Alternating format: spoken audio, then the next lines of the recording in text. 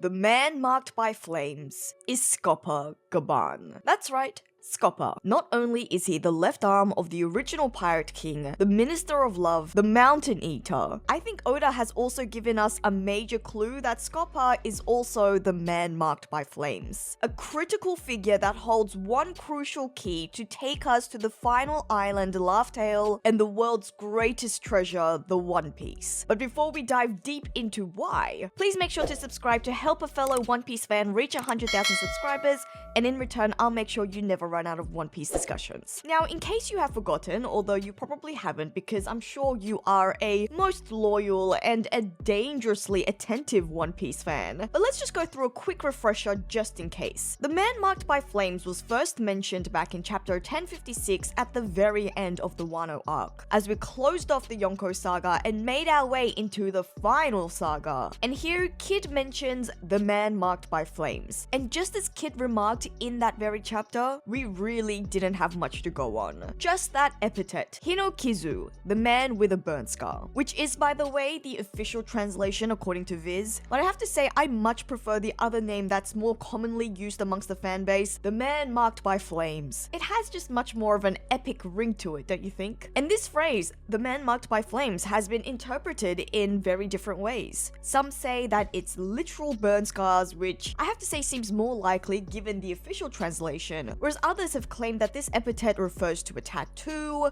or some other branding or marking. In any case, that's all the information that we had. But fast forward 8 months to chapter 1081, which is the only other chapter where this mystery figure has been explicitly mentioned, despite the huge importance he obviously holds for this final war. According to the Blackbeard pirates, this mysterious man sails on a pitch black ship and, most intriguingly, creates whirlpools to stop anyone from getting close. An ability that Lafitte considers may be the result of a devil fruit, an individual who is said to possess one of the Lord Poneglyphs, whereas Shiryu claims that this man might actually be a part of the world government, as part of the fail-safe plan to ensure no pirate ever finds the One Piece. And those tiny morsels of information are all that we have. No real name, no confirmed face, just a shadowy legend lurking in the background of the final saga, sitting on a major piece of the puzzle that everyone wants. But one thing's for sure, this guy is clearly dangerous, clearly hiding something, and clearly crucial to the race for the One Piece. And he's been driving the fandom wild ever since. There have been a lot of speculations thrown around. Could he be Monkey D. Dragon with his face tattoos and widely speculated wind devil fruit abilities? Is it Jaguar D. Soul, barely surviving Ohara's fiery destruction? Is it Roxy Zebek, secretly alive and lurking in the shadows? Or is it someone entirely new? All good theories, and I did actually even break each candidate down when this mystery first dropped, which you can, by the way, watch after this video. But now, well, things have changed, because recently in SBS Volume 112, Oda quietly dropped a fact that might have confirmed that the man marked by flames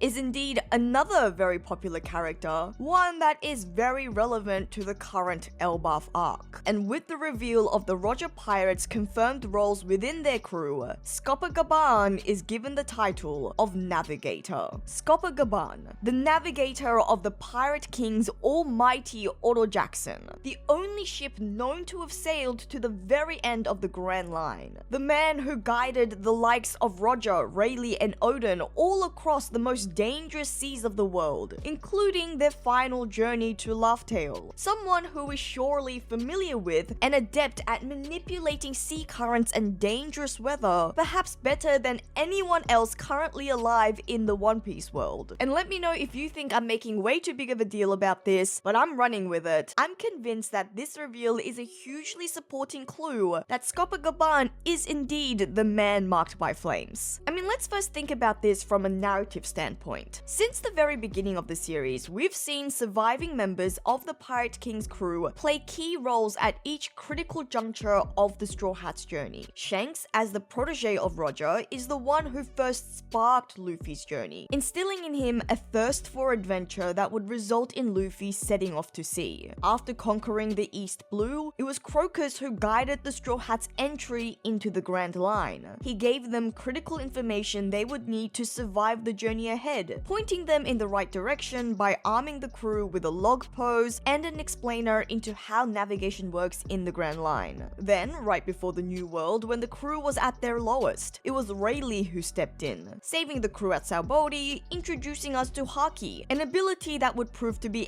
absolutely critical for survival in the New World, training Luffy, giving him the physical tools necessary to stand toe-to-toe with the monsters that awaited him, as well as the hard advice that Luffy needed to hear in order to survive the brutal world that is the New World. And even more than that, Rayleigh personally coated the Thousand Sunny, clearing the path for the Straw Hats to make it to Fishman Island. In each case, it's not even enough to just call it guidance. Roger's crew didn't just show up for exposition's sake. They handed the Straw Hats the tools, the knowledge, the access they need in order to continue their journey, in order to find the One Piece. And now, in the final saga, closer than ever to Laugh Tale, but still missing one final rolled poneglyph. Well, who's next? It only makes sense that the next person to appear and to continue this pattern would be another member of the Roger Pirates. If Shanks kickstarted Luffy's journey, Crocus helped them enter the next level in the Grand Line, and Rayleigh pushed them into the New World. If at every major turning point within the Straw Hats journey, someone from Roger's crew stepped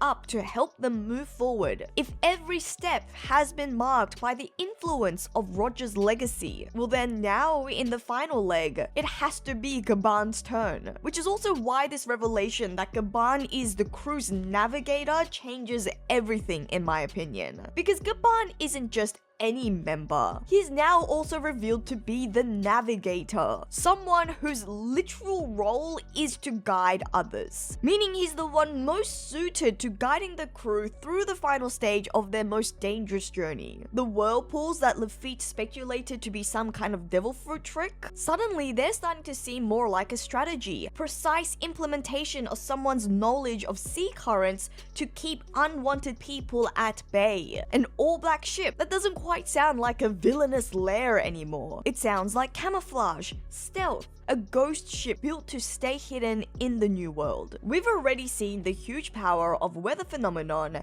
and how this can actually be weaponized in very effective ways. Nami, as the navigator of the future Pirate King, has adopted this as her fighting style. And it's only natural to assume that someone with loads more experience and expertise, perhaps also ancient knowledge after finding out the entire true history of the world, that SCOPPER Gaban would be even more potent at controlling weather and controlling the sea to his advantage. But I do have some caveats here, because we do know that Gaban has been living at Elbaf for over 20 years. And with Roger's death only 24 years ago, it does seem like Gaban settled at Elbaf pretty much immediately following his captain's execution. And then based on the conversation between Gaban and Shanks 14 years ago, it also seems like Gaban didn't leave Elbaf for roughly at least the first 10 years since arriving at Elbaf, because we know that there's some sort of time kink at Elbaf, whether it's because time dilates differently or you just get used to the giant's perspective of time. Regardless of the reason behind the time inconsistency, it feels like Gaban hasn't been interacting with the outside world, and that's why he's so confused about how much time has passed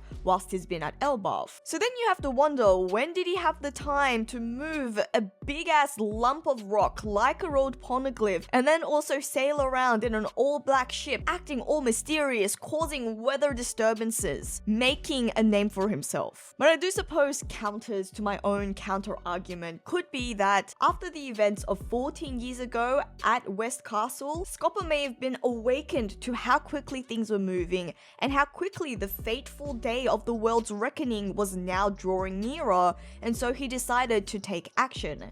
And that's when he went out, took the poneglyph, made sure it would stay hidden from the rest of the world. Especially if the legendary devil fruit that had been in Elbaf's possession for centuries and centuries was indeed the Nika Devil Fruit and it got stolen, that really jolted SCOPPER to wake up and realize that he needed to protect the One Piece from falling into the wrong hands. Or it could also be that SCOPPER moved the poneglyph immediately after Roger's death, sailed around in an all-black ship, made a name for himself as the man marked by flames, before fading away into oblivion because that's when he settled at Elbaf and no one's been able to find him ever since. Or, even another alternative, SCOPPER does in fact leave Elbaf from time to time, but because he's always alone on his lonely black ship and he's sucking people into a vortex before they can even reach him, before they have any sort of real personal interaction with him, he's still very much lost about how much time has passed. I also have another question about the wrought poneglyphs, which I don't think gets asked or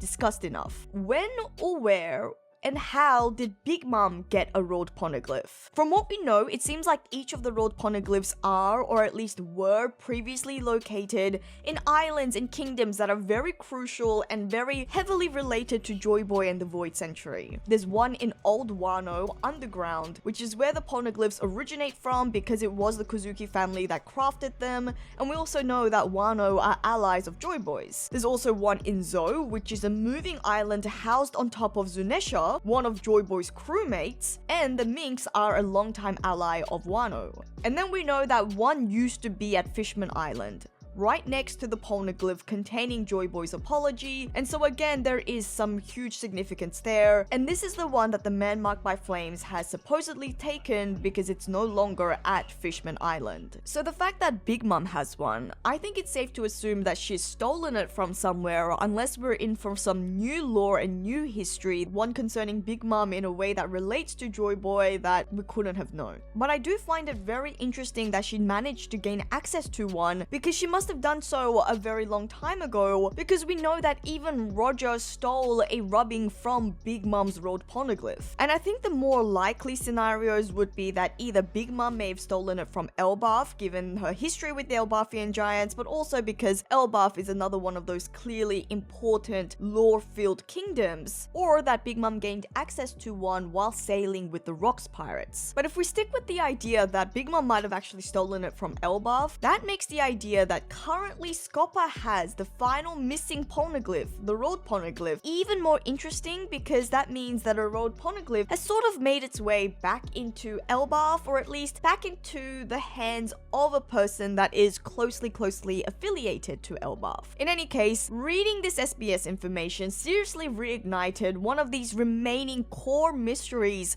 which I do think fell into the back burner a little bit given all the huge new lore reveals we've received in the Elbaf arc. And even if it isn't SCOPPER Gaban, because of the narrative pattern we discussed earlier, I think there is a huge chance that the man marked by flames could really be another member of the Roger Pirates crew. And thanks to SBS volume 112, we finally have a clearer picture of who those crewmates were. But before we dive deeper into the Roger Pirates, a quick shout out to this video sponsor, CardTrader. Because yes, One Piece cards are real, and yes, I think I may be on the hunt. If you're collecting One Piece cards, or if you're playing the game, CardTrader is the place to go. It's one of the biggest marketplaces for trading card games, and their One Piece collection is massive. I found cards that I didn't even know existed. Some things that make CardTrader really stand out is that they've got this thing called CardTrader Zero. This means you can buy from multiple sellers, and instead of reaching a bunch of different separate packages and having to pay shipping for each of those sellers, CardTrader collects everything at their hub and then ships it to you in one clean delivery. Saves money, saves time, saves stress. And then there's also CardTrader Connect, and so if a seller is part of that network, that means your order ships even faster. No mystery shipping, no guessing, and they also support a ton of currencies, different payment methods, so you don't need to jump through hoops and you can get the cards that you want. So let's unbox my order. So the One Piece card game is a hobby that I'm really looking to get into because a couple of my friends play it and it's made me very curious, very jealous. You can see that it's come from these multiple sellers. See these different packs that they've collated and then shipped it to me very fast, very reliable. So I obviously chose all new mint conditions, never played, but you can also order previously played cards, and you can trust CardTrader because their condition ratings are super accurate, and they also have a super helpful guide so you can better understand what those condition ratings mean. So I'm gonna open up this memorial collection. There are 61 of these in total. Gonna rip up Tony Chopper. Moment of truth, finding out how rare these cards are. Gotta be careful. No, comment. Ooh, I did get 2 rare cards. The Gomu Gomu Champion Rifle and Khalifa. Let's open one more. We're gonna go with the best. I feel like a kid at Christmas opening all my Christmas presents, but I have to be super careful. Okay, we've got Niji, the Thunderbolt, the Air Door. Ooh, okay. We have a few uncommons here. We've got Nekomamushi, we've got Viper. Ooh, Baby 5. Look at this. Look at this shiny Baby 5. And then a super rare Trafalgar Law. Look at that. That's sick. And then we got the Dawn. The Dawn. That's exciting. So look, these are the cards. These are the packs that I ordered. As you can see, they all arrived safely, perfectly packaged, exactly as they were described. And you know what? It honestly felt like opening up a little mini treasure chest. So whether you're just getting into the One Piece card game, whether you're thinking of getting into the One Piece card game, or whether you are a deep collector, CardTrader makes it easy, affordable, it's legitimate. So I'll drop my referral link and my code JoyGirl in the description box below, or you can also see it on screen. So go check out CardTrader to build your own pirate crew in card form. Thanks, CardTrader. Let's get back into Roger's crew now. So for the first time, Oda has revealed the official names and official roles of the rest of the Roger pirates, including many that we've never even heard of before. In addition to some that we already know, like Captain Roger, First Mate Rayleigh, and Dr. Crocus. We found out about Gaban, the navigator, but here are the other confirmed members. We have Tactical Officer Moon Isaac Jr., Helmsman Donkino, the Torturer or the Interrogator Millie Pine, Scholar Rowing, Informant Erio, Intelligence Officer Spencer, the Gunner Peter Moo, Jackson Banner the Musician, and as for Shipwright, Blue Marine. This is a pretty stacked lineup, even if the man marked by flames isn't Gaban. Assuming that some of these names are still alive, Roger's crew may not be done with history just yet. And now that we've got the names to match the faces, we'll be able to recognize them if anyone graces us in the series further down the line. Which is exactly why this most recent SBS volume has gotten me so hyped up. And maybe I'm getting overly excited, but still, this is wildly entertaining. It has dropped some seriously juicy information, stuff that's begging to be turned into future theories. Even aside from the man marked by flame stuff, this new information has seriously changed how I look at Roger's crew. With only 13 members, 12 outside of Roger, you have to wonder, did Roger have his own grand fleet? And then with some of these roles, they have a torturer, an informant, and an intelligence officer? That's some pretty scary stuff. The Roger pirates are always portrayed to be this good-natured, jolly bunch. Whereas if I was just to read their roles,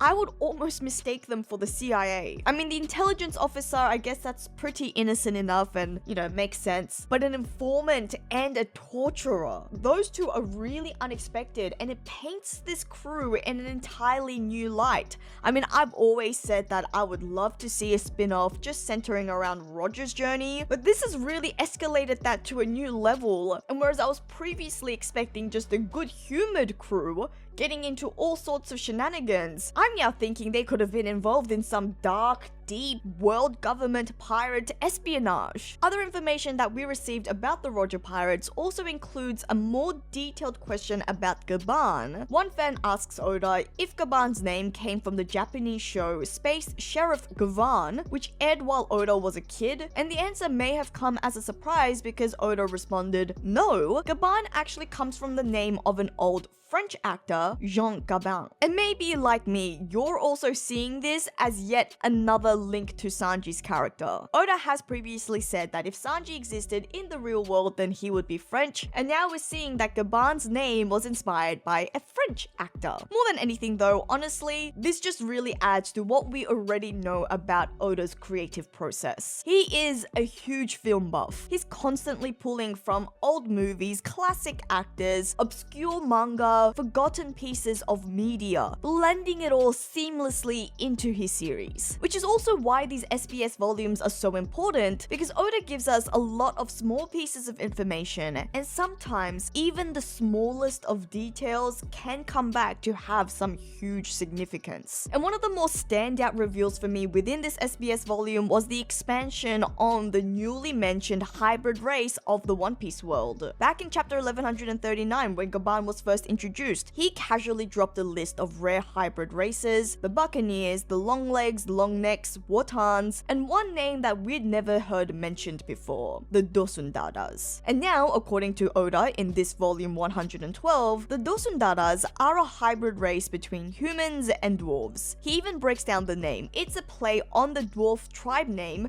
the Tontata, but he's made it louder and clunkier to sort of reflect their mixed heritage. They're mixed with humans. And this most likely confirms that at least one of Big Mom's children, Charlotte Normand, is very likely one of the Dosundara. Her design clearly resembles that of a Tontata, but since Big Mom is a human, it fits perfectly. But Oda didn't stop there. Now Gaban, as a human, having child with Ripley, a giant, is already wild enough, but Oda took it one step further with the creation of the Zushin Dodo. And this sounds completely insane, but the Zushin Dodo are a hybrid race between giants and dwarves. Oda explains this race to be extremely rare, which immediately sent me spiraling down a rabbit hole trying to figure out whether we've seen one before. So please let me know on your thoughts of potential Zushin Dodo characters. And call me crazy, but my mind immediately went to Kaido. He's huge, he has these horns, and he's built like a monster. Could he be a Zushin Dodo? I mean, think about it. When it comes to the Dosundara,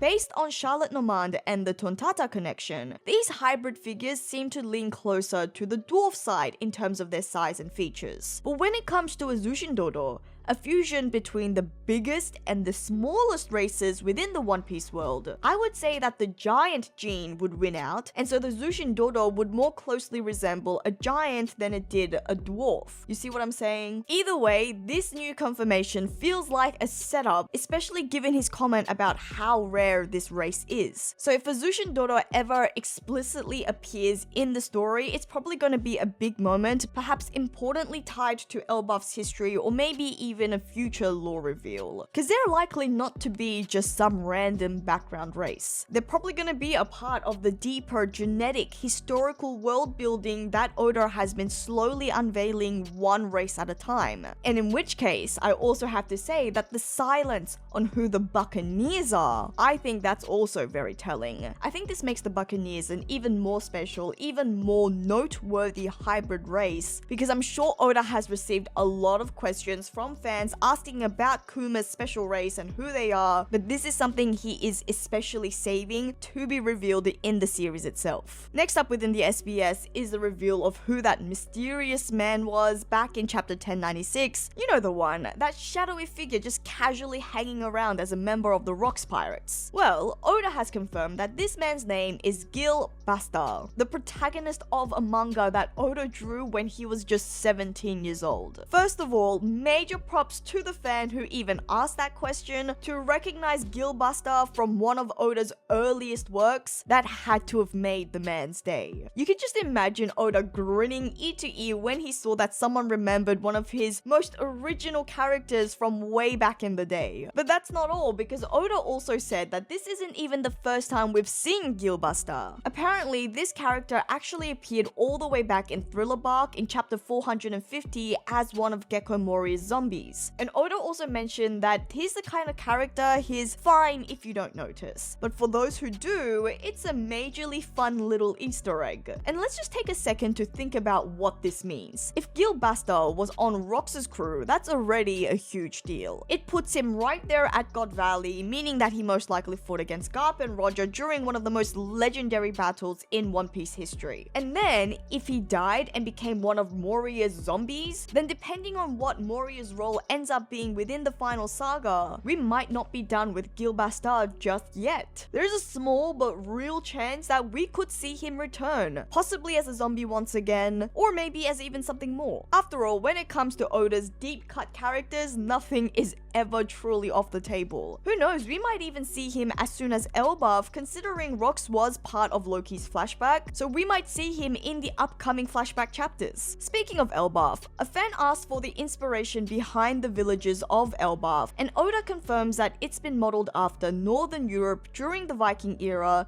specifically the Scandinavian region. And that alone shouldn't come as a major surprise to us. We've all been very much aware of the Scandinavian roots behind the creation of Elbaf. But then, Oda even points out that this same village was shown all the way back in volume 86, but back then, he drew it from an angle that would hide the fact that Elbaf's been built on top of a giant tree. And that detail I find very interesting, because this adds to the lore surrounding whether Oda was planning on actually skipping Elbaf. So the fact that he had intricate plans for Elbaf almost 30 volumes ago, and that he even went out of his way to make sure that our proper look at this magical, mystical treetop nation would be so impactful. This man is seriously playing the long game. He is playing some 4D chess, and it makes me even more excited to find out even more unique details about Elbaf that we haven't really had a chance to fully unpack yet. You know, things like its unique ecosystem, the extent of its ancient civilization and history. And I suppose we will find out all of these details in the chapters to come, or perhaps in future SBS volumes. In the meantime, I do highly recommend that you go and read SBS volume 112 for yourself, because there are loads more information that is always fun to read up on. But before you do, make sure to let me know your thoughts on my Man Marked by Flames idea. Are you convinced that it's SCOPPER Gaban, or am I getting way too excited? Let me know by leaving your thoughts in a comment below. Please like and share the video if you enjoyed today's discussion, and please do subscribe so that you don't miss out on any other One Piece discussions, and also to help me get to 100,000 subscribers. I'd really appreciate it. You can also help out the channel further by becoming a Patreon or channel member like these wonderful people. But as always, thank you so much for listening to another one of my crazy ramblings. This is JoyGirl, and I'll see you again soon.